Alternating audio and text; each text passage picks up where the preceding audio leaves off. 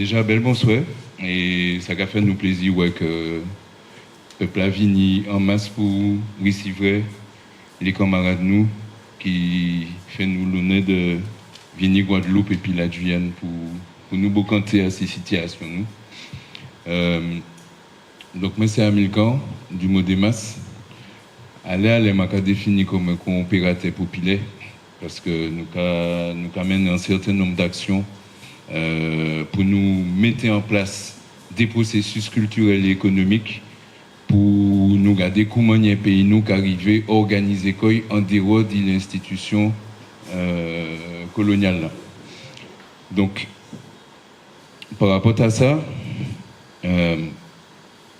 question développement durable et solidaire, parce que Claudette t'a présenté mon sujet aussi dans l'optique de souveraineté nous, donc d'utilisation de ressources là que nous n'y a.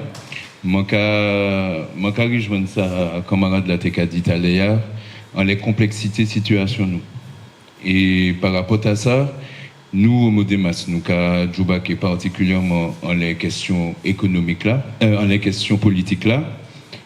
Et nous, c'est une nouvelle génération qui a venu au ras les anciens pour nous continuer le combat et pour nous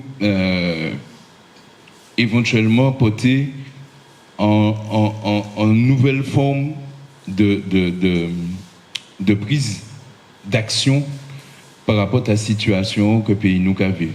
C'est-à-dire que nous sommes quand même en configuration particulière, au côté que nous avons le mouvement qui structure la résistance nous, dans tout pays nous. Et malgré ça, nous avons constaté que la situation a continué. En la question environnementale, en la question production, en la question comment nous avons préservé en culture de vie qui tient nous, question a continué d'éliter quoi. Nous avons continué à faire des constats. Nous, alors Malik producteur, donc qui est basot en perception directe des questions production et des questions utilisation ressources nous. Ça manque à retenir, c'est que de toute façon, sans volonté politique, et c'est là que je pense que tous les moments là que je reconnaître dans ça là cagoumé les questions politiques là, sans volonté politique, nous peut mettre sur pied un système qui aboutit. Et nous avons fait les différents partis, les différentes élections, les différentes solutions. Nous tous d'accord en est le fait que faut que nous présentions peuple nous en des solutions concrètes, mais vraiment que peuple a payé pour qu'il puisse décider que faut qu'il fait vision décoloniale nous et vision de reconstruction société nous confiance. Et pour ça, donc nous entamons un travail et puis le mot des masses et puis des mamailles qui rejoignent nous récemment, nous avons continué et moi t'es bien mais que nous joignent pour que nous peut garder comment nous avons mis en pôle d'expertise.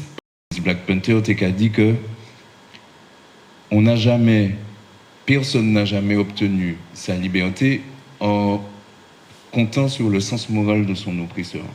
Donc, si nous là, je dis, c'est que nous toutes là, nous bien des pieds en bon moment, comprendre que c'est en les propres poids que nous, faut que nous compter. Et donc, nous avons dit en côté, mener en action politique pour que nous puissions des leviers de souveraineté, mais de l'autre, nous ni en action que nous avons mené et puis les producteurs et les différents acteurs culturels pour que nous fait peuple à songer, ça y est. Parce que question globalisation, côté capable l'État, c'est effectivement nous ni la particularité que nous prenons un phénomène de globalisation de mondiale, et puis nous qu'a sorti d'une société de plantation. Et les manquas dit nous qu'a sorti, nous en dit en plein. Nous ni Martinique, nous ni 84% de ça nous qu'a mangé, 86% de ça, tout ça nous qu'a mangé qu'a sorti dans des rois. Et moi, je suis ni 40 ans, j'ai ni 3 supermarchés, 10 000 agriculteurs. Je dis ni 40 supermarchés, 2300 agriculteurs. Donc, nous avons retrouvé comme nous dans des inversions et à subir des mutations très rapides. Et donc, nous sommes dans une situation d'urgence. d'urgence absolue. Et il faut que nous réussissions à avancer quand et quand, tant les questions politiques là, par rapport à conquête des leviers de pouvoir là, mais tant les questions créer une dynamique en disant peuple là pour que peuple là senti que responsabilité a qu'arrivini en disant lui-même. Et à dans structure sociétale colonisation, nous nions un certain nombre de couches sociales et Kabalte a dit que couche sociale là qui en dernier recours, toutes les couches sociales qui allaient tendre par côté l'assimilation, classe sociale là qui a tchimbé identité qu'il dit peuple là, c'est la paysannerie. C'est les mounans qui ont contacté puis la terre, parce que là où on contacté puis la terre, toutes les vallées, la vie, ou qu'à vivre au quotidien, ou qu'à comprendre les processus d'exploitation, ou qu'à bien comprendre le processus écologique de façon quasiment vitale, puisque on y relation terre et puis la terre qui a fait que si ou pas qu'à respecter, il peut qu'il respecte ou il peut qu'il va manger. Et nous observons que là, la paysannerie Martinique était qu'à tchimbé qu'il dit nous. Beléa, Tekachembe, identité nous, en l'eau aspect de culture nous, passer en disant d'autres types de classes sociales. Notamment préservation belé nous, préservation kilti nous, passer à dans des classes sociales qui pas forcément à dans relation directe à la et puis la terre. Et donc ça, nous avons essayé de faire. Donc nous entamons une initiative concrète que nous crions le village de la souveraineté et nous décidons de rassembler à dans le même côté, ici à même, toutes les mounans qui travaillent et puis ressources pays. Et nous organisons ces villages-là en disant que nous tenons en la souveraineté alimentaire, donc et puis des producteurs, souveraineté économique et puis des transformateurs, souveraineté dans l'éducation et puis toutes les moments là qu'a justement Djoubaké en les conscientisation nous et conscientisation peuple nous et puis souveraineté au lieu la santé puisque l'un dit les aspects fondamentaux du effet colonialisme dans les nous et puis les différentes phases d'empoisonnement que nous subissons, c'est que à commencer par ça nous qu'à manger, nous qu'à prisonner tous les jours. Donc tout ça c'est une dynamique liée et nous rappelons en très bonne surprise de voir que le peuple a réagi. Le peuple a réagi en masse, les producteurs ont réagi en masse. Et donc, nous avons retrouvé comme nous aujourd'hui, qu'à mettre en place des dynamiques que nous avons fait grossir. Et donc, nous avons travaillé justement en collaboration actuellement. Et puis, des moments qui sortent dans des filières professionnelles, qui sortent dans des filières pour dire que bon, mais il faut que nous responsabilisions que nous, actuellement, dans cette situation, ça n'a pas un bagage de nouveau. Toutes les générations que Mankawa dans salle là passé par des phases de responsabilisation et d'action populaire intensive, mais Pékéini nous d'autres voies de sortie que ça, puisque les nous qu'à garder, ça nous n'est en face nous, c'est seulement des modèles de prédation et d'exploitation. Donc par rapport à ça, nous la Kadjoubaké, continuer à présenter peuple là, ramener peuple là en dit d'encoy, parce que si nous et puis aux gens là, Adam qui laisse nous y là. Ou dit 10 ans, m'en trouvé que ou très lâche. Nous sommes dans une situation vraiment côté que faut que nous toutes nous rassembler comme nous pour que nous toutes qui porter vision anticolonialiste, anti-impérialiste et puis vision souveraineté peuple nous que nous trouvions un moyen, une solution pour nous présenter peuple nous des projets en commun. Et donc nous avons commencé en l'élarel nous et puis les acteurs qui travaillent en la souveraineté.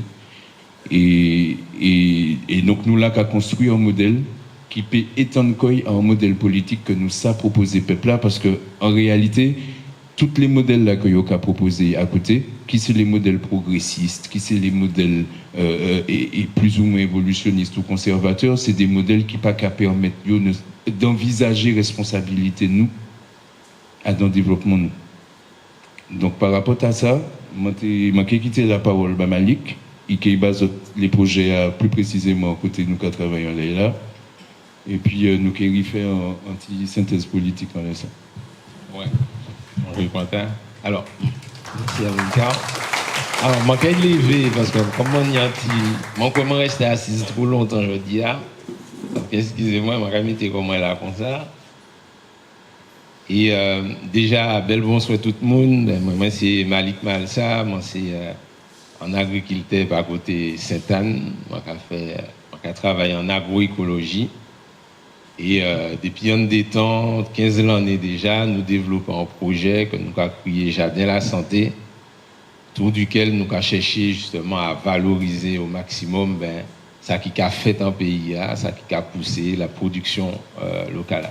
Alors, je fais partie aussi donc des organisations agricoles notamment en pays, notamment mon secrétaire général le GRAB, ça a créé le groupement régional des agriculteurs bio Martinique, et puis nous rejoignons aussi d'autres mouvements en marché qui est très intéressant. En marché, on a créé Marina, que Marina donc a mené depuis des temps et qui a regroupé des agriculteurs qui a travaillé donc en ce sens-là, mais aussi nous élargit ça puisque il y a artisans, il y a transformateurs, il y a tout modèle monde donc qui a fait production, qui a valorisé production, en tout cas pays au moins.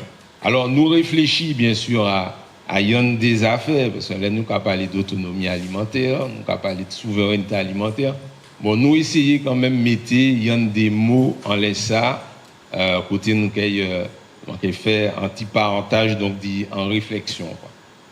Donc c'est vrai que l'objectif global reste aussi donc d'assurer à la population martiniquaise au moins déjà en moment 50% d'aliments produits localement de manière durable. Alors bien sûr, parce que c'est pas produit pour produit, mais c'est aussi pas refaire les mêmes erreurs du passé. Alors bien sûr, nous savons que peuple là nous marqué par Jijodi, par pesticides à tout va, même si il y a des évolutions qui fait, mais il y a ça qui existe encore. Et ben nous vision, c'est justement c'est de nourrir sainement peuple nous. Ça clair. Donc faut que nous prenions en compte ça, donc tout en protégeant bien sûr l'environnement nous. Donc vision qui a resté bien sûr donc en production locale de manière durable, saine, rentable, résiliente, donc face aux crises climatiques, économiques et géopolitiques. Donc pour y faire ça, première chose, c'est renforcer une agriculture identitaire et résiliente. Donc, pour faire ça, donc premier bagaille, c'est revaloriser la production du pays. Donc les choses importantes, des productions importantes comme le manioc, l'igname, la patate douce, dachine, des bases au fait idéales aussi pour produire des farines. Nous savons bien que farine, c'est des bases alimentaires qui permettent de nous faire pain, qui permettent de nous faire pâte, pourquoi pas, qui permettent de nous faire toutes sortes de bouillies, de produits transformés. Donc c'est important que nous mettions ça.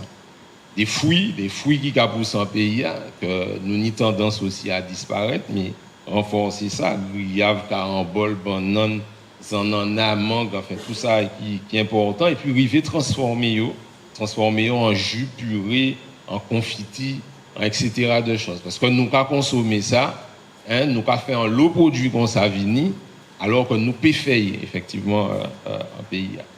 Alors il y a ça, il y a aussi les épices qui ont poussé très bien, puisque nous là se dit que biodiversité nous c'est fausse nous, d'après nous. Alors nous avons inventé qu'on nous dit ça, donc faut que nous fassions donc faut que nous justement valoriser biodiversité au maximum. Alors nous allons retourner ça. Alors il y a partie bien sûr tout ça qui production pays. Il y a aussi partie élevage là qui est important. Alors nous c'est des gros consommateurs de viande, les autres qui regardent pour poules qui entrent en pays, pour viande qui entre en pays, ça c'est ça. Alors que nous pouvons faire également. Alors il y a des modèles qui sont intéressants, donc des modèles que les parents nous t'es qu'à faire. Je vais parler par exemple du modèle présalé. Alors le présalé, je vais prendre l'exemple donc du présalé Sainte-Anne parce que c'est un modèle qui est intéressant, qui permet en tout cas valoriser savon de nous. Le présalé, les autres connaissent ça, maman. Alors le présalé, les autres savent Sainte-Anne, c'est une appellation que yobé un type d'élevage que nous ni qui a mangé zeb salé simplement. Donc Sainte-Anne, c'est une sorte de presqu'île côté du nord au sud, de l'ouest à l'est, des fines gouttelettes d'eau salée fait qui a rosé ça avant nous et qui a fait que zebla n'y anti goût salé et donc qui a fait que élevage là qui a mangé donc zebda qui ni appellation tala. Et donc nous c'est important parce que ça il y a aussi différents types de valorisation importantes. Il y a à la fois savant nous mais type d'élevage également que nous. Alors, les petits élevages familiaux également, qu'on les poules, qu'on poules pondeuses, cabrites, lapins, on croit que c'est important aussi que population, si nous les réussissons en autonomie aussi, que population rentrer aussi en ça. Alors, ce n'est pas une question uniquement donc dit agriculteur, arriver réussir autonomie, mais c'est la question de tous. Donc, les nous ni l'habitude qu'il nous, ni ti jardin nous, ni donc faut que nous absolument encourager la population rivirer vers des pratiques comme ça. Alors, ça nous a créé aussi en autonomie hydrique important. Parce que sans de l'eau, nous savons bien que ça n'est pas possible donc d'y faire aussi développement agricole. Alors, problématique de l'eau, ici, à nous connaître bien, ce n'est pas problème de l'eau qu'il y a en pays, parce qu'elle est ni l'appli, ni en l'eau de l'eau qu'à gaspiller. C'est surtout une problématique de stockage de l'eau, notamment pour l'agro. Donc, il faut que nous arrivions à développer de plus en plus donc potentiel donc, de captation de l'eau qu'on nous pénit, qu'on remettre des barrages en place, développer aussi des bassins qui sont existants, mais il faut que nous arrivions à optimiser. Nous n'y a problème, nous n'y les solutions également donc de citernes qui de plus en plus encouragées, mais il faut continuer à faire ça. Alors, le problème de l'eau est fondamental si nous les réussissons autonomie parce que oui, encore une fois, sans de l'eau, ça compliqué. Et puis, les modes surtout de manière effectivement nous utiliser de l'eau qui est stockée.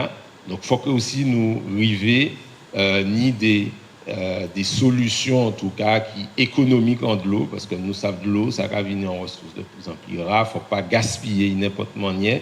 Donc les solutions qui existé, qu'on des gouttes à gouttes notamment, qui est intéressant. Alors transformer localement le moteur de la valeur ajoutée. Alors la transformation c'est en base très important. Alors nous avons parlé de micro-unités au fait d'agro-transformation dans chaque commune. Créer au fait des structures, comme par exemple, Yandio, comme on connaît bien, Contanuan, qui permettent justement valoriser au maximum donc, les productions en jardin, en farine, en produits séchés, en plantes préparées, en confiture, en crème, en chips, en snacking. En fait, des bains que nous aimons et que nous pouvons faire. Toutes les gyms, nous ne pouvons pas produire forcément pommes de terre ici, mais nous aimons chips. Il faut que nous fassions chips patates, il faut que nous fassions chips d'achine, qu'on nous peut faire chips manioc. Et c'est des bains, il faut que nous développions absolument. Donc cela, justement, augmente la rentabilité et réduit les pertes et crée des emplois.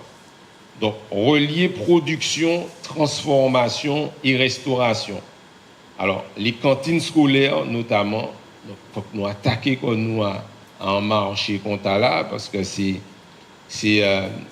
timamay nous, donc il faut que réhabituer palais aussi de plus en plus à manger produits locaux. Les restaurants et hébergements touristiques engagés, donc bien sûr dans le kilomètre alimentaire. Donc, nous avons aussi l'aménagement du territoire. Donc, comment optimiser justement chaque zone. Donc, dans le sud, par exemple, nous sommes capables d'élevage présalé, maraîcher, donc c'est des baies qui ont poussé plutôt bien au sud Martinique. L'agroforesterie sèche également. Nous avons aussi la culture de melon, de patates douces, des baies comme ça qui ont poussé bien. La transformation légère et le tourisme agroalimentaire. Au centre et au nord, on peut parler aussi donc, de cultures un peu plus abondantes, comme la banane, le cacao, le café, l'ananas, les agrumes. C'est des baies qui ont poussé bien dans des zones comme ça. Donc, toutes ces baies-là, nous pouvons penser. Alors, l'autonomie à l'échelle des familles, alors, je reviens un petit peu sur cette partie qui est importante. Nous, on pense que les jardins, justement, traditionnels, comme ils étaient, bon, il faut les moderniser, bien sûr, mais il faut encourager ce type de jardin de plus en plus. Donc, des petits jardins qui permettraient, où on retrouve justement cette diversité de légumes, de plantes aromates, de fruits, de petit élevage également, qui est important, parce que c'est ensemble, effectivement, qu'on va gagner, et on va gagner en tout cas sur ce problème. Et remettre en place, je pense, mettre en place plutôt des éco-villages aussi agricoles et des hébergements autonomes. Donc là, c'est pour reconnecter un petit peu agriculture, hébergement, pédagogie, les circuits courts sont des choses importantes. Tout ça, c'est parfait aussi pour des projets dans le développement un petit peu, donc des logements un peu écologiques, comme les écolodges, les conteneurs, des choses effectivement qu'on pourrait. Alors la souveraineté alimentaire va aussi, on ne pourra pas la gagner sans une souveraineté économique. Ouais, on peut se finir. Alors, elle est importante également avec la souveraineté économique. Donc pourquoi? Parce qu'il faut aussi qu'elle soit créatrice d'emplois, bien sûr. Donc la production agricole modernisée, la transformation et le packaging, le tourisme culinaire, la distribution locale, tout ça, effectivement, ce sont des choses qui pourront effectivement être créatrices d'emplois. La diminution également donc, de la dépendance aux importations. Donc aujourd'hui, on sait bien qu'il y a, tu l'as rappelé, plus de 80% donc, de la nourriture importée. Donc l'objectif reste 50%. Donc pour ça, je crois qu'il est important pour nous d'avoir une vision aussi culturelle importante, qu'on puisse se reconnecter aussi à la population, reconnecter plutôt la population à son alimentation, donc, en appuyant sur des choses importantes comme l'éducation alimentaire, donc à l'école, les ateliers culinaires, les visites d'exploitation, les jardins pédagogiques. Donc ce sont des choses sur lesquelles il faudra renforcer, revaloriser donc, le métier d'agriculteur aussi, parce que bon, nous avons réussi l'autonomie sans agriculteur, donc on arrive à avoir un statut beaucoup plus attractif, que la mutualisation, réussir ça avec la mutualisation aussi donc d'outils, donc renforcer donc les coopérations aussi locales. Donc en résumé, l'autonomie alimentaire donc en Martinique repose à mon avis sur une agriculture locale renforcée et modernisée, sur l'agrotransformation comme cœur donc, de la valeur ajoutée, une organisation aussi territoriale cohérente, important, l'autonomie à l'échelle donc, des ménages et hébergements écotouristiques, et puis une stratégie économique et culturelle assumée. Donc voilà un petit peu ce que je pouvais dire. En termes de préconisation, on va dire, de gouvernance des territoires, où avant, on était dans des simulations, on était dans du scénario, on était dans de la prévision. Il faut accepter de renoncer à cette manière de voir les choses et de dire qu'on va adopter une approche d'anticipation, tout simplement. L'anticipation pour dire que établir en fait l'ensemble du tableau de bord, la description du tableau de bord de l'ensemble des possibles que l'on se donne face à l'ensemble des situations d'évolution des ressources naturelles, des ressources humaines, et compte tenu de l'ensemble des menaces qui pèsent sur le territoire, de manière à avoir toujours en réserve une solution, une réponse à temps à mettre en place, plutôt que de se poser la question quelles sont les solutions qui sont optimales. Quelle est la solution qu'il faudrait mettre en place? Quelle est la stratégie qu'il faudrait mettre en place? Ça, c'est illusoire. Il faudra en réalité réfléchir en termes de robustesse des solutions des systèmes pour pouvoir élaborer la diversité de l'ensemble des possibles. Et dans cette diversité, du coup, selon le contexte dans lequel on sera, en termes d'évolution au fil de l'eau, on aura des choix à opérer à temps Et c'est ces choix-là qu'il faut réfléchir dès aujourd'hui si on veut arriver à définir un développement endogène du territoire basé sur des ressources humaines et naturelles utilisées à bon escient avec un respect des dynamiques et une harmonie des dynamiques entre les différentes ressources. Donc voilà, je vais m'arrêter là. Je vais porter une seule voix pour la Guadeloupe, mais aussi parce que c'est très facile, même si Rosan au KSG, collectif pour sauver Guadeloupe, et moi-même à l'ANG, Alliance Nationale Guadeloupe, nous tous les deux qui fait partie de l'association NOAC Cap Guadeloupe, coup de main pour une agriculture paysanne en Guadeloupe. Collectif pour sauver Guadeloupe, c'est un groupe de réflexion qui a rassemblé en lot, camarades, qui fait en lot pour la Guadeloupe et qui montait un paquet de mouvements. Alors, nous, en l'intime aujourd'hui là, c'était important pour nous d'appeler moins, de dire, alors il y avait un mot en nous, qui pas les mots de l'économiste, mais il y avait un mot en nous, quand nous entendons par développement endogène, durable et solidaire. D'après nous, on développement qui est basé en type d'économie qu'on va mettre en place, et nous choisissons l'économie solidaire au service des hommes, avec comme enjeu remettre l'humain effectivement au centre et le territoire au centre. Son philosophie ou son économie ou son modèle économique qui d'après nous adapté à taille à territoire en nous. Nous nions majorité de petites structures, à typologie à territoire en nous, avec une population qui a vieilli et qui a besoin de plus en plus de services à la personne. Et vers ça, quand ils ont besoin d'aménagement du territoire particulier et besoin de circuits courts, notamment pour l'agriculture. Alors évidemment, tout bitin pas Adam, mais nous avons bien vrai effectivement que c'est les premiers éléments que nous pouvons poser pour vrai qui gens nous concevoir développement paysan. Transformer une culture d'entreprise destructrice de notre bien-être, de nos repères, de nos besoins, de nos valeurs, une culture d'entreprise basée sur la seule croissance en utilisant des ressources justement fossiles, non renouvelables, et opérer la transition vers la préservation du vivant, et en particulier, puisque c'est important, c'est ça qui a guidé Action en nous, la protection, la préservation du peuple guadeloupéen. Alors, et quand nous entendons par mobiliser nos ressources naturelles et humaines, évidemment, les pays ont une histoire particulière, ont une histoire de pays colonisés qui est caractérisée par la destruction de la civilisation Kalina et Arawak, l'esclavage des Africains, l'engagisme des Indiens et des autres groupes ethniques, assimilation forcée, aliénation culturelle, en fait, vous tous connaître ça, parce que nous dit même histoire là.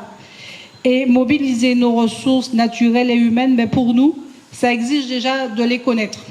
Parce que bien souvent, ressources naturelles en nous, ou bien humaines en nous, ne serait-ce que, par exemple, la transmission des savoirs au niveau des bienfaits des plantes médicinales, mais c'était une transmission orale et sous domination, donc souvent en bas faille, nous n'avons qu'à résister pour conserver patrimoine à eux, ressources à eux, de les préserver, de préserver ces ressources naturelles et parfois même contre nous-mêmes, puisque c'est nous-mêmes qui a détruit, nous qui avons aidé aux trois exemples, et de les mettre évidemment au service de l'intérêt général. Alors moi, en quête traité, nous avons fait ça un petit peu rapidement, puisqu'il y a un l'habitant qui j'ai dit, moi en quête traité des ressources naturelles, c'est-à-dire notre biodiversité, nos énergies renouvelables et notre zone économique exclusive. Sur les deux derniers, j'irai vite, puisqu'il n'y a pas de domaine de compétences en moins. Et Rosan qui est traité les ressources humaines, avait 3 points. Agir sur la santé publique avec le maintien d'une agriculture vivrière, parce que si nous sommes capables de ressources humaines, il faut nous capables d'effectivement mettre peuple à bout et on manger qui permettre de rester en santé. Mettre notre culture au centre de notre projet de société et une éducation ancrée dans notre culture et notre environnement. Alors, on va commencer par la biodiversité, puisque bon, c'est ça qui a sauté nous aux yeux. Elle nous a parlé effectivement de ressources naturelles à la Guadeloupe, la Martinique, la Guyane. C'est qu'elle nous a une riche biodiversité, et la biodiversité, c'est par essence la ressource renouvelable, si on en prend soin, évidemment.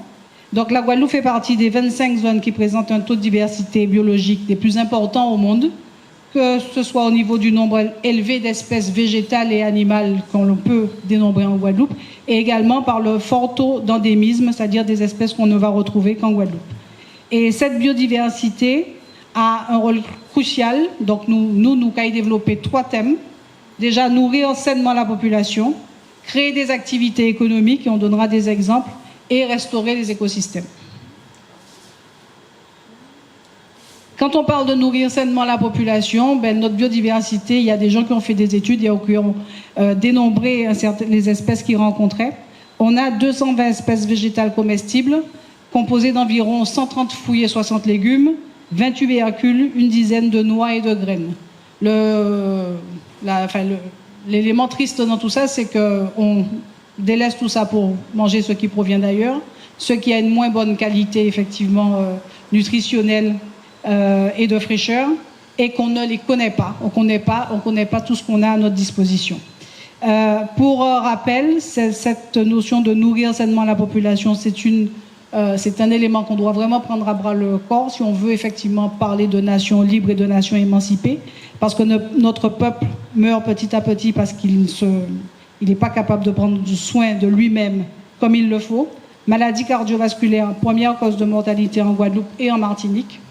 10% de diabétiques, 3 fois plus qu'en France. Un Guadeloupéen sur 4 hypertendu et un enfant Guadeloupéen sur 4 en surcharge pondérale. Donc quand on parle de nourrir sainement la population, c'est vraiment un élément de santé publique primordial à prendre en compte si on veut développer un projet de société. Créer des activités économiques de pointe. Alors je tiens à dire que les éléments que je présente m'ont été fournis par Henri Joseph, qui est le directeur de Phytobocase, qui est une entreprise guadeloupéenne qui travaille justement avec la biodiversité et qui est très très en pointe et qui a fait beaucoup d'avancées, de découvertes et qui continue encore. Donc je remercie Henri, mais enfin bon, il a dit ça. Donc au niveau de Phytobocase, ils ont créé des compléments alimentaires basés justement sur la biodiversité antillaise. Donc vous connaissez certainement le fameux Virapic qui permet de lutter contre les virus à ARN, notamment tout ce qui est grippe, dengue, etc. Et autre exemple d'exploitation de la biodiversité, enfin de création de valeur avec la biodiversité, c'est la fabrication de colorants et de pigments naturels qui permettent justement de sortir des colorants qui étaient issus de la pétrochimie et qui ont des problématiques, qui posent des problématiques de santé, d'allergie, etc. et d'aller vers une possibilité de créer de la couleur à partir de nos plantes et fleurs tropicales. Donc ça aussi, c'est un axe que développe Phytobocase et il essaie de viser des marchés qui sont des marchés du luxe, puisqu'il faut effectivement être capable d'être rentable aussi pour que l'activité se poursuive. Donc ça, c'est plutôt des activités économiques, on va dire de pointe, qui sont présentées ici. L'autre type d'activité qu'on peut créer, c'est des activités économiques artisanales et d'insertion. On parle beaucoup de matériaux biosourcés, puisque nous savons que nous avons un problème à plastique qui est très très fort en pays en nous, et nous avons un problème à pollution aussi qui est très très important en pays en nous. Et le fait de pouvoir réutiliser des ressources végétales qu'on avait oubliées, qu'on ne connaît pas, comme différentes lianes pour tresser des paniers, pour faire des contenants avec les calebasses, ça permet effectivement de mettre en avant des métiers anciens, des métiers oubliés et qui peuvent redevenir tendance si on va effectivement sur des marchés de l'artisanat et de l'art. Et là, il y a une entreprise qui s'était, enfin un chantier, une association qui avait monté un chantier d'insertion et le nom de l'association c'était On Panier, On Couille.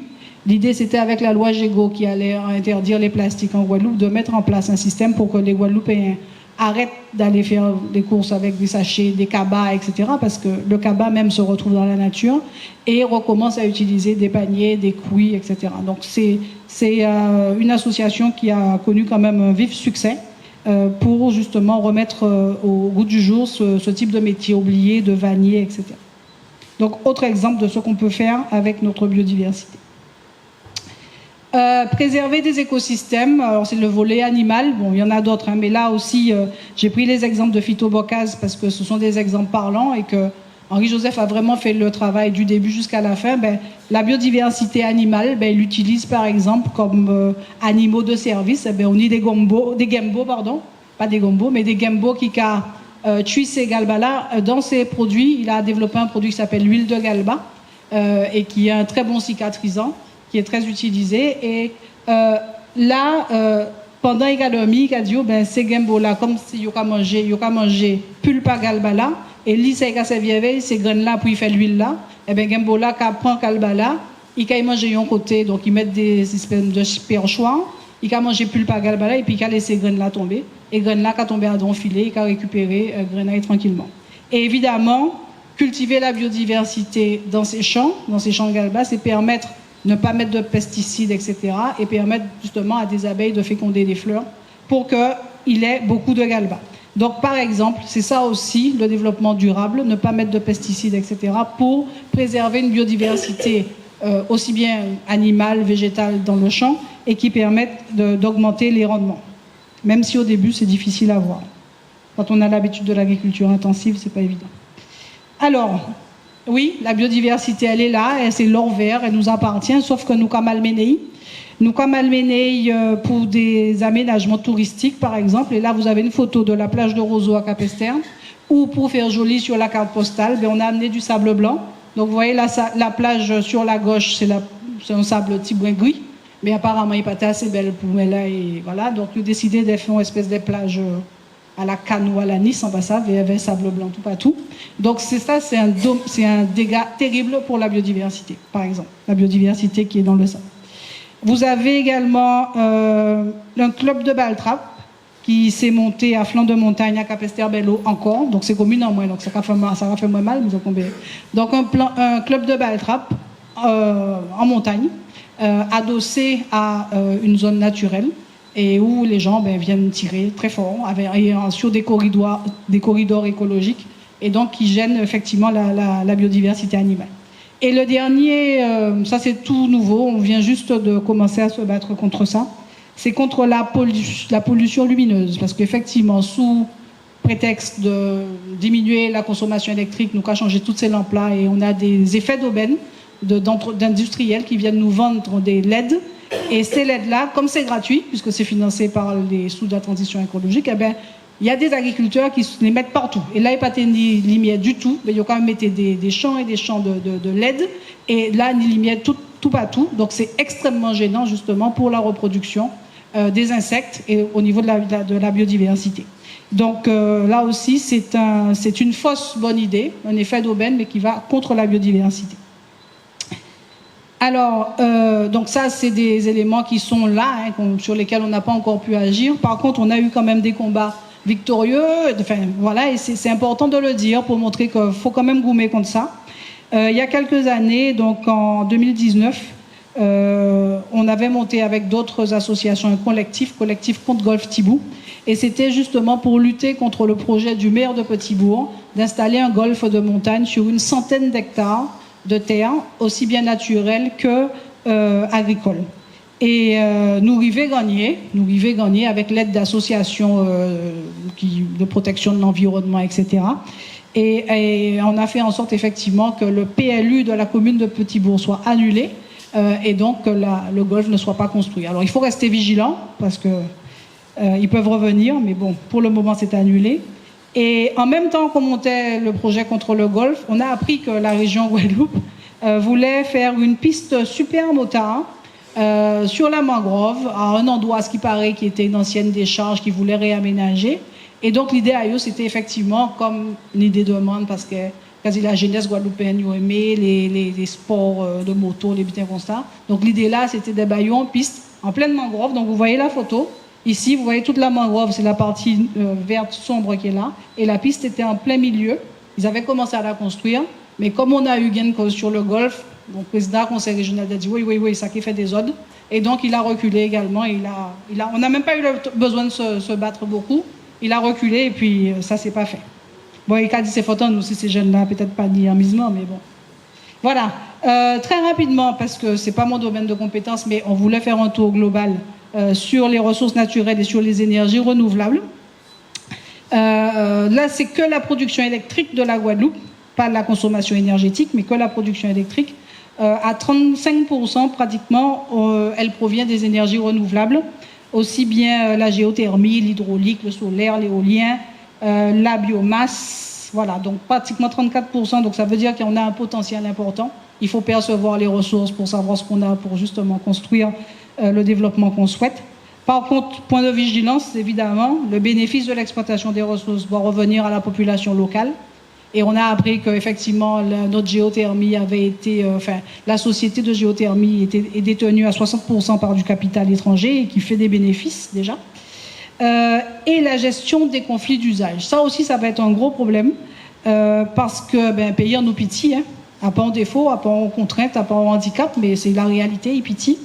Et donc, par rapport à ça, on va avoir une installation, par exemple, de fermes éoliennes et solaires, ce qui est une bonne idée, par contre sur des terres agricoles. Et là, on a des conflits, effectivement, parce qu'en plus, les terres agricoles, l'exemple que j'ai donné là, c'était des gens qui occupaient des terres agricoles. On connaît l'histoire de l'occupation des terres chez nous, mais Rosan va en parler. C'est quelque chose d'historique. Et quand le conseil régional vient ou donne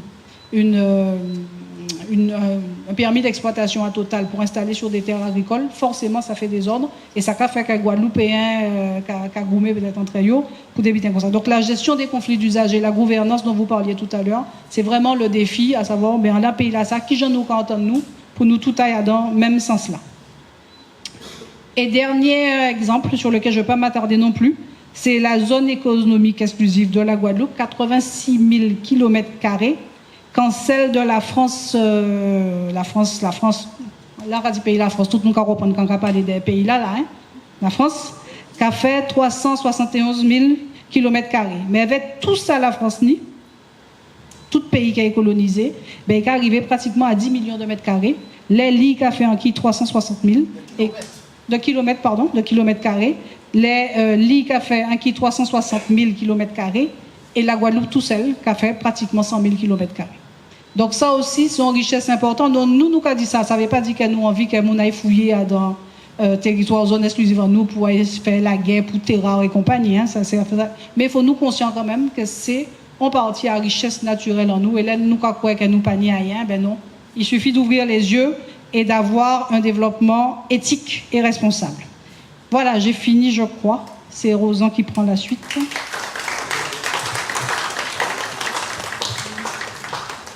Merci.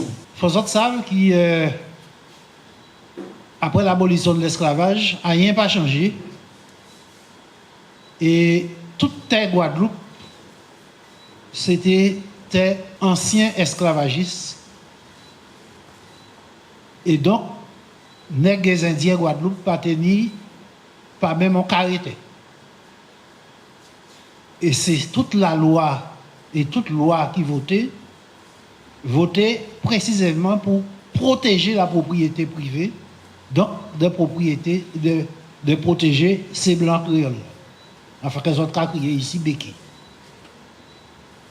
Eh bien, il était faux justement que nous portions en œuvre et si ouvriers agricoles et colons, tout petits paysans, eh bien, il faut passer outre la loi et faire ça nous crier un mouvement de désobéissance civile à partir des années 75.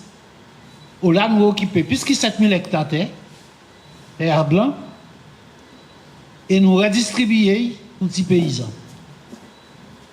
Et nous dit, nous allons continuer. Et là, l'État dit, replat, en réforme en œuvre, et là, il mettait en place une réforme foncière dans les 11 000 hectares qui appartiennent à ces sociétés-là. Et ces 11 000 hectares-là, ça, eh ben, nous installons paysans en Léaï, anciens ouvriers agricoles, petits colons et jeunes. Et nous dit, nous pas besoin de terre pour nous faire conseil blanc là, pour dire c'est terre en nous, ça nous besoin c'est terre pour travailler. Donc, nous mettons ces terres-là, ça, en GFA, groupement foncier agricole, et nous faisons les collectivités financer portage à terre. Donc, les paysans viennent des fermiers, ils ont évidemment des parts sociales à dedans, mais terre là viennent en terre qui était à la Guadeloupe. Majorité à terre Guadeloupe, désormais, qui appartiennent à la collectivité guadeloupéenne.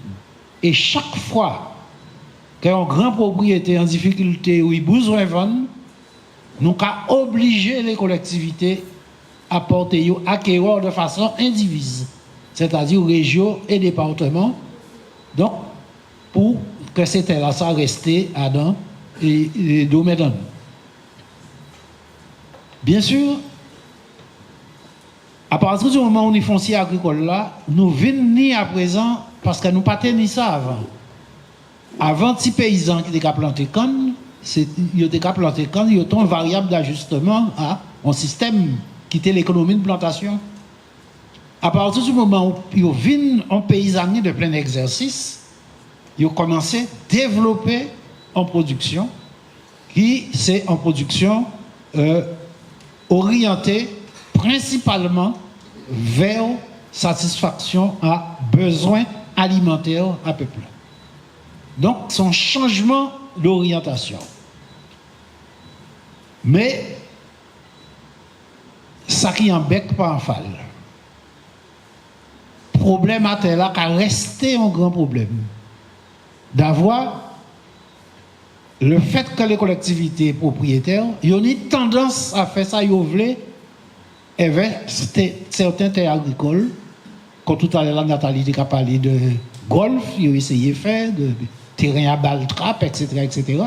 Donc, nous avons porté en œuvre pour que nous sanctuariser le foncier agricole et qu'en même temps, paysannerie en nous consentit à diminuer les surfaces que nous avons plantées en culture d'exportation, c'est-à-dire canne et banane.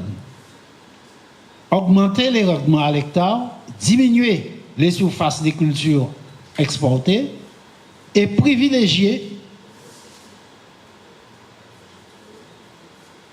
des activités agricoles qui orientées essentiellement vers la production de biens de consommation intérieure.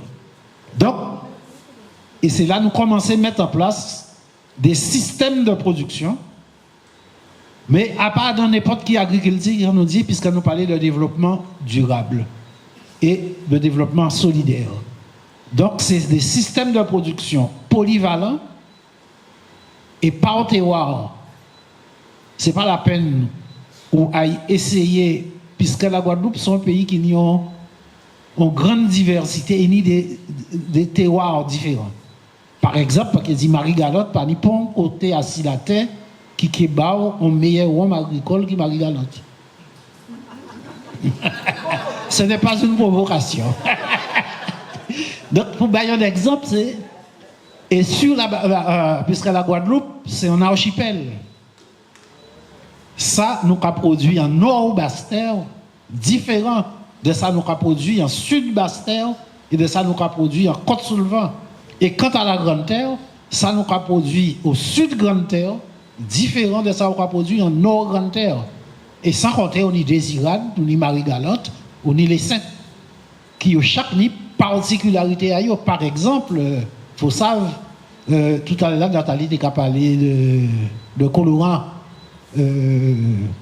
naturels.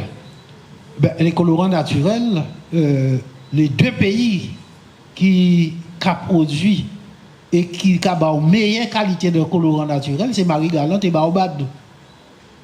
Il faut le savoir. Donc, ça veut dire que ces systèmes-là, ça, tiennent compte des atouts que nous avons pour justement, et pour ça, il faut précisément qu'on ait les bonnes ressources et qu'on ait une paysannerie qui est engagée dans ce système-là. Ça.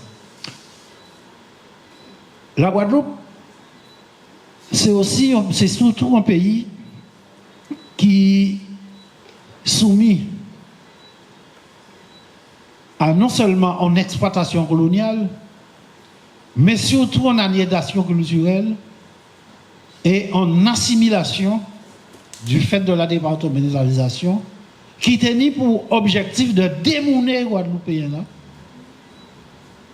en tel genre qu'ils ne sont pas préoccupés de ça qui est essentiel et qu'ils orientaient tout combat en l'air essentiellement la question du pouvoir d'achat, sachant que le pouvoir d'achat, c'est la question qui permet de vous de régler quand on va mettre un ventard, mais pas au là où on prend ça on va mettre un ventard. Et c'est là toute question là. Et ils ont réussi à faire un travail tel que faire sortir en tête à homme toute l'idée de prendre en charge et de faire entrer en tête à homme l'idée que si jamais en cascade, on risque de trouver en rupture de stock. Si en cascade, quand on mange, Donc, la question du pouvoir d'achat vient une question qui a mobilisé l'opinion et il y a qu'un avec ça pour faire comprendre que sur cascade égale mot fin. Et que laguer la France, eh bien, Gaïka est arrivé en Haïti. Donc, on Kevin plus mauvais qu'Haïti. C'est ça l'idée. Donc, à partir d'un moment là, ça veut dire que faut mettre en place une idéologie de résistance. Et l'idéologie de résistance là, nous développons à partir des années 1960. Et avec tous les mouvements qui fait, les mouvements qui fait en Martinique, avec l'OJAM, les mouvements qui fait, mais particulièrement dans la sphère intellectuelle et étudiante. C'est là qu'on va commencer. Mais combat résistance là, il changeait braquet à partir des années 70. Pourquoi? Parce que les masses populaires, les ouvriers et les paysans, prennent conscience de l'identité nationale et de l'identité culturelle. Et les combats majeurs aboutissent en remise en cause et en combat frontal avec le système colonial là. Premier bitin nous imposé, c'est l'anglais, créole n'est qu'à parler anti-wa à table. Moi, je suis dans 71, avait fait une conférence en Martinique, à un cadre de grève, en bas ancien marché, arrivé au pilote. Alfred Marie-Jeanne est sorti passer, mais la moitié à conseil municipal là, mais non front contre lui, parce qu'il dit que non seulement il a mené indépendantistes parler en bas marché à eux, mais il y a où parler créole. Donc c'est pour bien montrer chimé que nous fait depuis. L'anglais, à partir du moment où on travaille la peuple là, prend en main, il vient imposer comme un donné incontournable et comme marqueur identitaire fort. Et nous, petit à petit, nous avons imposé. Musique là, créole et gokala, nous voyons qui Jean Yvini, reconnu comme musique fondamentale et principale à peuple Guadeloupe, qu'on bel est là, vit en même temps aussi, c'est-à-dire c'est des combats là, ça a mené de façon parallèle. Donc, ensuite, toute une série de symboles, drapeaux, les collectivités, ils ont parlé de dire, ouais, mais il faut adopter un drapeau. Le peuple a dit, mais nous n'avons un drapeau. Nous n'avons pas un référendum à faire ce drapeau. Nous avons adopté le drapeau là. Okay. Donc, tout ça qui a montré, et dans le domaine des arts également, nous voyons émerger toute une série d'activités, de créations artistiques qui a fait que le Guadeloupéen a affirmé comme un être à part entière qui, justement, nie un destin particulier qui est différent de la France. Et tous ces mouvements-là, ça, menaient petit à petit à ce que la question culturelle, pas venir simplement revendication à des mouvements politiques, et venir un ensemble de comportements et de façons d'être à toute une population, à tout un peuple. Et c'est comme ça que dans les deux exemples. Premier exemple là, c'est les artistes guadeloupéens, les artistes en résistance. Nous tenions à créer le centre des arts, c'était le temple de la culture en Guadeloupe. Depuis 2008, il fait bien. Il a fait combien de projets? Et nous avons son ruine. Eh bien, le 5 juillet 2021, les artistes en résistance décidaient de squatter et d'occuper, puisqu'ils n'ont pas de café à rien éveil, et d'obliger les autorités à négocier avec eux si un projet de réhabilitation, non seulement à le centre des arts, mais un projet culturel plus global, c'est à qui genre, à qui orientation que nous avons la culture. Et c'est syndicat qui fait ça, c'est les artistes en résistance avec l'ANG. Pendant 4 ans, ils n'ont pas occupé de eux. Et le mouvement là monté petit à petit et les artistes en résistance transformaient le centre des arts à la fois en un lieu de création, un lieu de production, un lieu de transmission. Et l'opinion guadeloupéenne met la pression sur les élus, si bien que en fin à premier trimestre 2025, ils finissent par accorder avec les artistes en résistance en un projet de réhabilitation à le centre des arts, sinon volonté et revendication à les artistes. Et là, les travaux de réhabilitation commencent. Deuxième exemple, nous tous savons, ici, quand à Casanou, que l'État français, principal instrument de démonage et d'assimilation à les peuples coloniaux, c'est l'éducation nationale. C'est là ça a passé. Eh bien, depuis des années, des organisations syndicales patriotiques engagées en combat, en disant l'école là et en dehors à l'école là. En disant à l'école là pour changer les butins et pour faire reconnaître. Et là, c'est un combat Guadeloupe, Martinique, Guyane, Réunion, si le créole. Et j'ai avancé en bon petit brin, puisque j'en ai Capes, j'en ai Agreg, etc. Même si chaque fois, il y a essayé de remettre en cause, mais nous avons fait à ces questions-là, ça qui est difficile de faire derrière. Mais on ne peut pas changer l'école là qui est dans incident, il faut changer l'idéal. Et c'est en ce sens-là ça. Que si base à des expériences qui commençaient très longtemps, nous savons qu'en Martinique, il y a une expérience de la MEP, d'éducation populaire. En Guadeloupe, il y a Gérard Lauriette.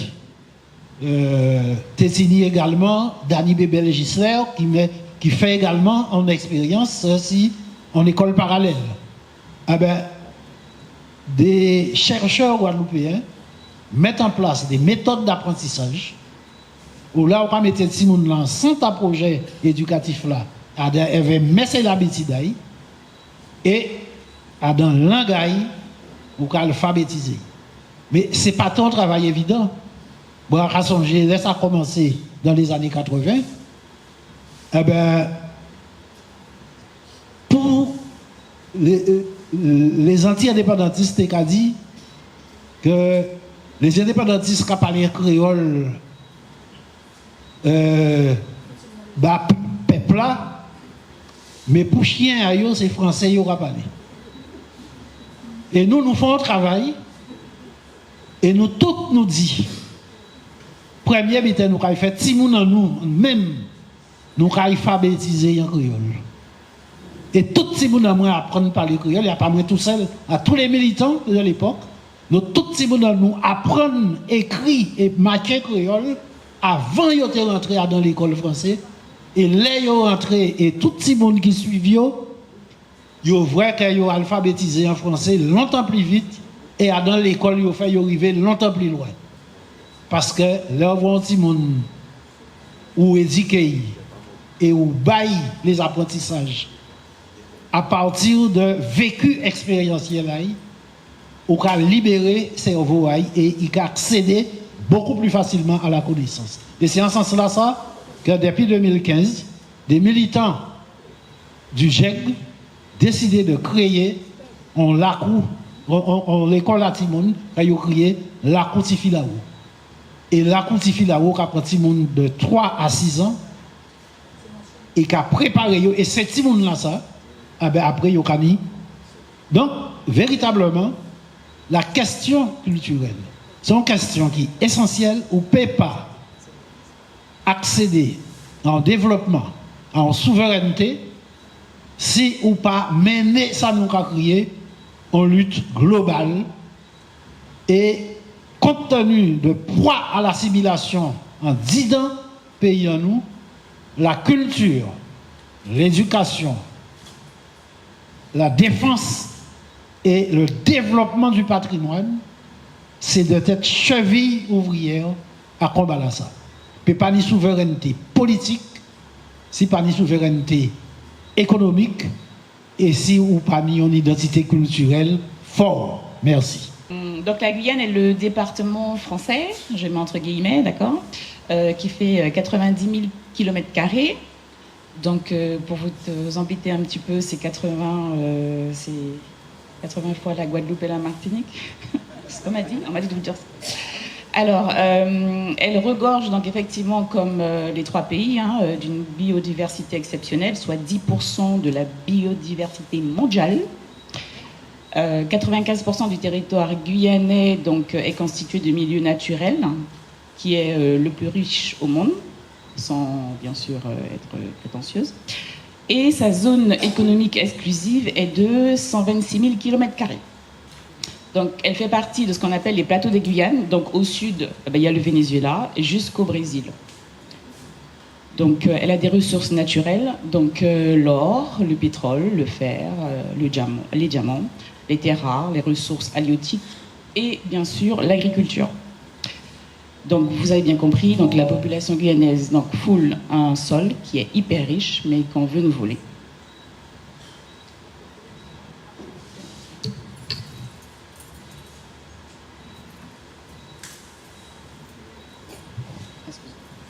Alors là, maintenant, je vais parler du potentiel par rapport au développement endogène, durable et solidaire. Donc la première partie, c'est le fait que notre zone maritime est une zone riche. Et il faut savoir que la Guyane, c'est une terre où il y a beaucoup d'eau. Donc son appellation d'origine autochtone veut dire abondance d'eau. D'accord ? Donc, grâce à sa bande côtière, elle possède une zone maritime riche en ressources. Donc, ses nombreux fleuves, rivières et cours d'eau lui offrent une diversité de poissons d'eau douce. Donc, grâce à ces ressources halieutiques, nous pouvons développer la filière pêche et aussi l'exportation. Donc, au-delà aussi de la réhabilitation des ports de pêche et de plaisance, et aussi la rénovation de la flotte, on voit qu'il est urgent de permettre aux personnes travaillant déjà dans ce secteur d'activité de travailler sans entrave administrative. Et qu'est-ce qu'il faut faire? Il faut mettre en place des lois pays, des lois justement qui correspondent à nos réalités et à nos spécificités. C'est un métier difficile, donc il faut le rendre attrayant et aussi on doit former nos jeunes à ce métier.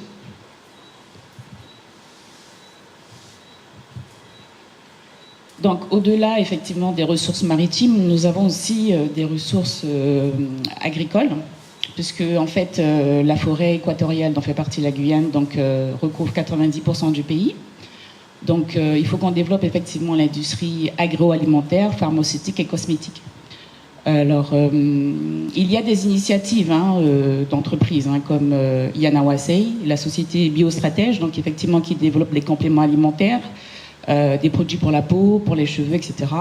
Et récemment, il y a aussi une entreprise, Amewat, qui justement axe la confection de produits pour nos cheveux.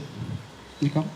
Donc il est important qu'elle reste et qu'elle se développe. Malheureusement, en fait, elles sont freinées par le coût de la production, puisqu'on n'a pas tout ce qui est plastique. Malheureusement, voilà, c'est ça. Les coûts de production sont trop élevés. Et donc, du coup, c'est important que l'on puisse préserver ces ressources, notamment en les cultivant.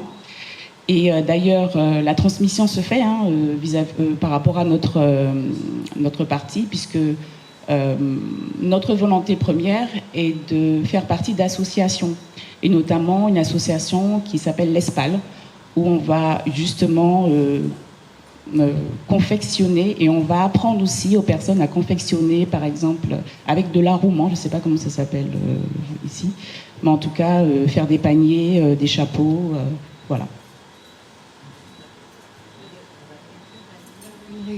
Alors, la Guyane est un territoire qui a un sous-sol riche.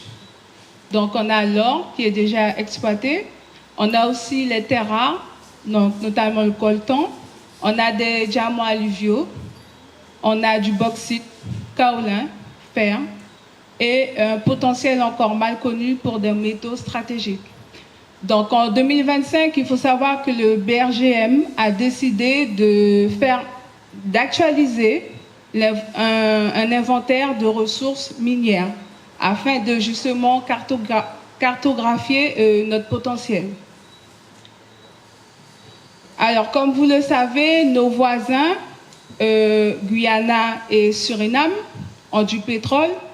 Et comme par hasard, en Guyane, il n'y a pas de pétrole. Et même au Brésil, il y a du pétrole, mais en Guyane, il n'y a pas de pétrole. Donc, pour les minerais comme l'or, on trouve aussi qu'il est important de mettre en place une formalisation et une certification. Il faut savoir que la certification permet un meilleur prix et aussi des retombées sociales. Donc aussi, on peut mettre en place, par rapport aux minerais, des filières locales de transformation. Donc raffinage, fabrication de bijoux, notamment pour l'or ou diamant. Et aussi, on peut créer des marques territoriales. Et aussi, on peut aussi mettre en place des fonds de développement.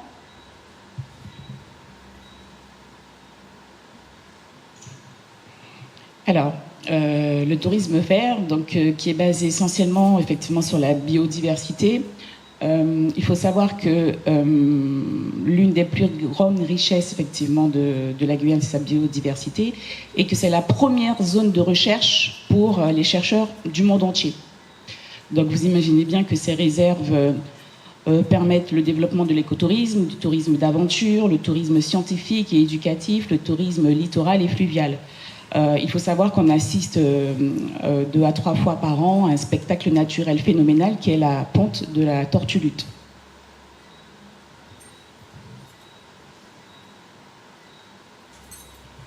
De par aussi la grandeur de notre territoire et aussi la faible occupation, ça nous permet aussi de développer ce qu'on appelle un programme d'énergie renouvelable assez conséquent.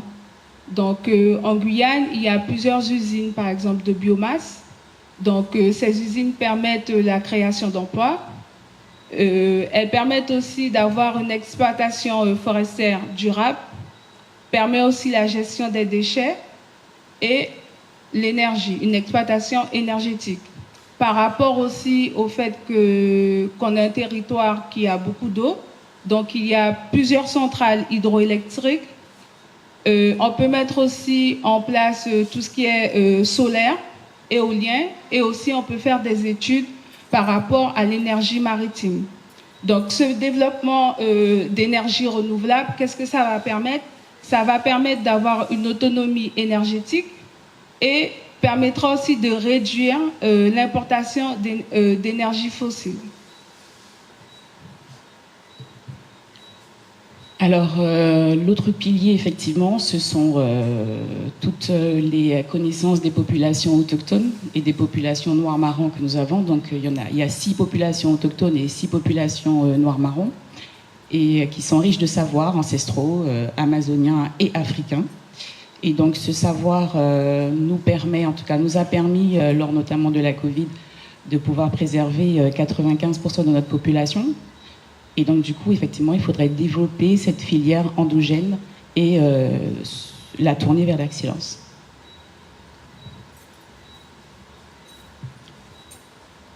Alors, en Guyane, l'INSEE dit qu'on est 300 000, mais nous, on sait qu'on est à, on va dire, 400 000 habitants. Donc, notre territoire a une forte croissance démographique.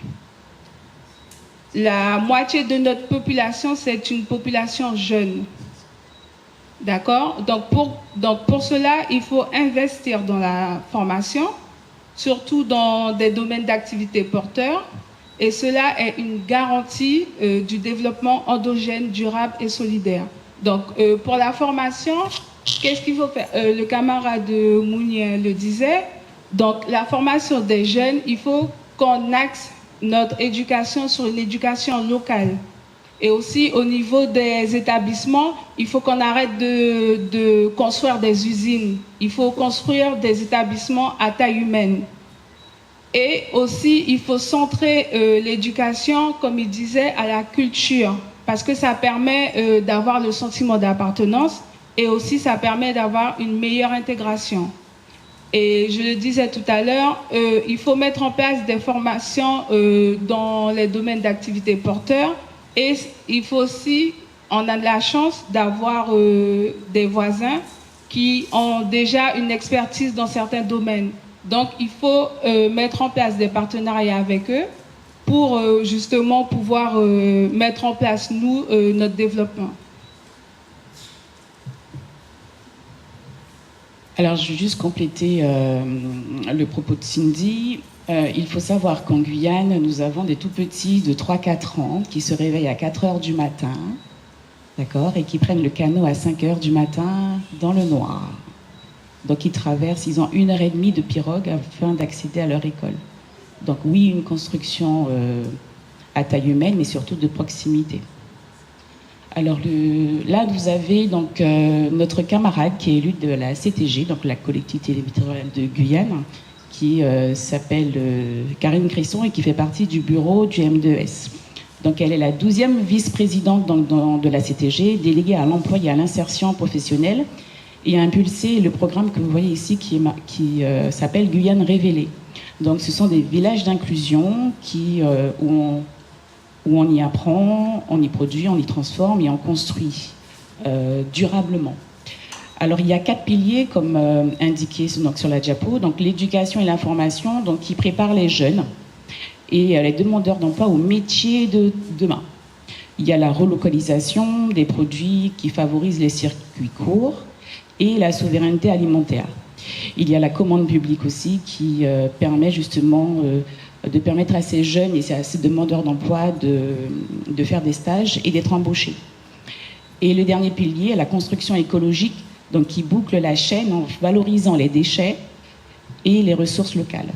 Donc ces 4 piliers, en fait, forment un schéma vertueux où l'économie se met au service de l'humain et l'humain au service de l'économie. Donc la Guyane n'attend pas de grandes conférences qui dictent la marche à suivre. Elle démontre déjà qu'une écologie qui est juste se construit donc sur le terrain et surtout à taille humaine. Donc à la hauteur des hommes et des femmes qui vivent déjà sur le territoire.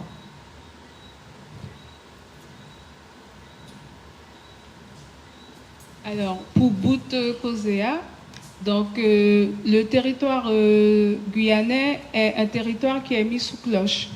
Parce que, comme tous les territoires d'outre-mer, pourquoi? Parce qu'il est régi par des décrets, des normes et des lois qui empêchent son développement. Elles ne sont pas pensées par nous, ni pour nous, mais contre nous. Donc, malgré tous ces potentiels qu'on a présentés, la Guyane, 53% de sa population vit sous le seuil de pauvreté. Donc, pour nous, au M2S, on doit sortir de cette situation. Donc, nous devons prendre notre destin en main en sortant sous le joug de la France. Et au sein du parti, ça fait plus d'1 an, on a mis en place ce qu'on appelle la Convention nationale. Comment ça s'est fait? On a mis en place divers ateliers avec des experts, des personnalités civiles et des membres de l'organisation. Donc, cette première phase de préparation va nous permettre, en début d'année 2026, d'aller vers la population, d'aller vers les communes éloignées pour faire connaître ce projet-là à la population guyanaise. Donc aussi, dans notre organisation, on a mis en place aussi des formations. Et donc, la première formation, qui est la formation de base, elle est ouverte à toute la population. Donc, ça permet quoi? Ça permet de conscientiser notre population. Et on se dit que la population doit mieux connaître son histoire. Et ainsi, on met en place notre vision politique. Et comme j'ai dit, afin de conscientiser. Il y a aussi notre député qui met en place des actions et il met ces actions en allant vers la diaspora. Donc, il a mis en place plusieurs rencontres et aussi en Guyane, chose que les Guyanais n'étaient pas habitués, il met en place des réunions, des rencontres publiques. Donc, l'organisation aussi, depuis 2 mois, on a mis en place une mobilisation qui s'appelle Marcher pour l'émancipation. Donc, cette action permet aussi d'appeler la population à se mobiliser. Pourquoi on veut appeler la population à se mobiliser? Parce que pour nous, au M2S, il est urgent d'accéder à notre pleine souveraineté. Grand merci.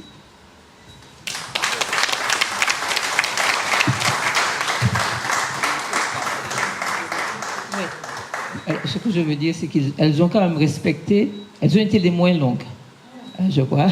Mais en tout cas, on a appris beaucoup de choses en moins de temps, c'est vrai. Merci beaucoup. Donc, on va passer aux questions, mais alors, on a... Il y a un dernier camarade qui doit intervenir pour le Palima. Bien. Oui, bien. Jean-Baptiste. Pardon.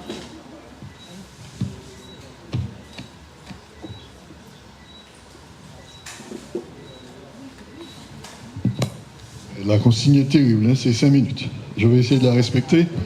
Alors, l'idée, c'est notre regard par rapport à ce qui nous réunit ce soir. Alors, dans notre organisation, ce que nous avons défini dans un congrès, c'est ce qu'on a appelé la stratégie de contre-pouvoir. L'idée, c'est de rentrer en confrontation directe avec l'État, dans tous les domaines, que ce soit économique, culturel, de l'éducation. L'exemple de Rosa Mounien était édifiant sur ce point. Et donc, rentrer en confrontation directe avec l'État colonial et en même temps construire et édifier l'État martiniquais. C'est ça notre stratégie, c'est ça qui nous guide.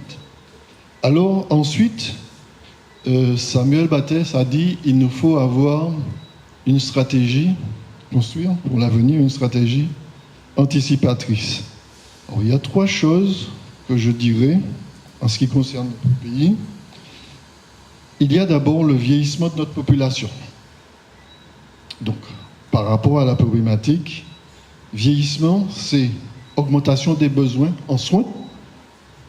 Donc, il faut le préparer, il faut le construire, il faut savoir comment y répondre.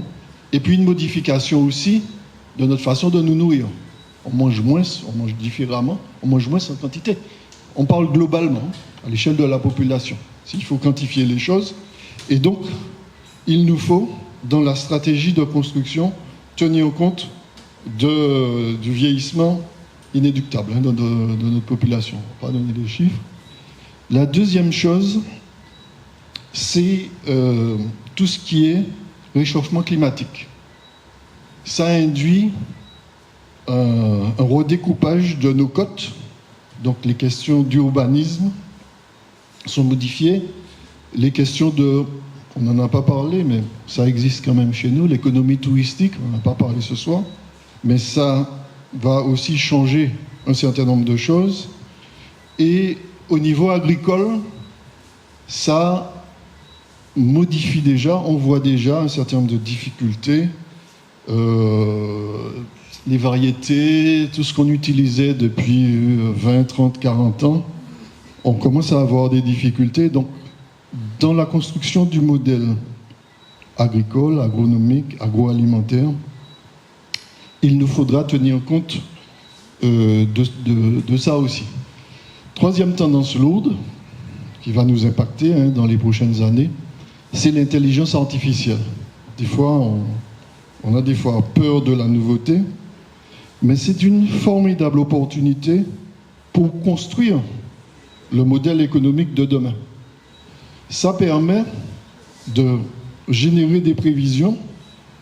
Par exemple, il y a une expérience en Guadeloupe sur le miel qui est extrêmement intéressante. C'est-à-dire un producteur de miel a carrément mis une station météo autour de ces ruchers. Et donc, il engrange un certain nombre d'éléments qui permettront de construire le modèle. C'est-à-dire, il pourra savoir, en fonction des éléments climatiques et autres, il pourra définir sa production. Et donc, vous commencez à réfléchir et à construire les adéquations entre la production et la commercialisation. Parce qu'une des difficultés qu'on a, c'est soit on ne produit pas assez, et donc il y a de l'import, soit on produit trop, et il y a des difficultés de commercialisation, et donc les revenus, ça a des conséquences sur les revenus des producteurs. Donc voilà les 3 tendances lourdes sur lesquelles il faudra qu'on travaille pour construire notre modèle de développement.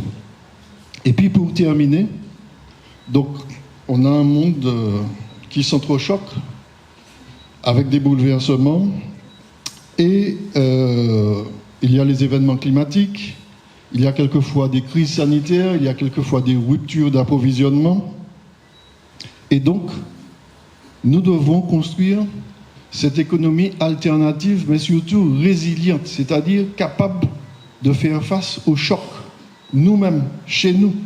Alors évidemment, on ne pourra pas tout faire, on ne pourra pas tout dire, on ne pourra pas tout prévoir, mais l'idée, c'est aussi de construire cette économie alternative capable de résister aux chocs. Et ça doit aussi nous guider dans la construction de notre modèle et de nos modèles. Voilà donc l'idée, pour finir, c'est donc de bien vivre sur notre territoire et surtout bien vivre en bonne santé. Voilà.